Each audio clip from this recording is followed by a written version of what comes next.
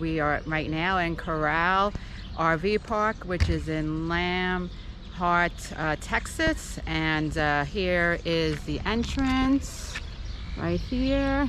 And we got in after 7, so I just paid beforehand, and they gave me the information and put a cone so I knew where to go. And it was very easy. Was able to keep our car hooked up. We're in site 3, full hookup, 50 amp.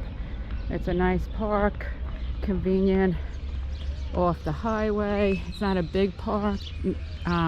Over here you see there's a playground, and there's a basketball court.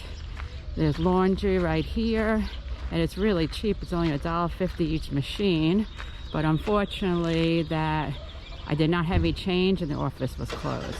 There's another laundry in that small building there. It doesn't have a lot of amenities, but it's great for a quick stop, and it's a nice campground. Looks like there's some kind of tent. I don't know, it must be those people. The dog walking area is all the way down there. And there looks like there's some houses maybe you can rent over there or own. I believe there are people who live here because I saw they have mailboxes.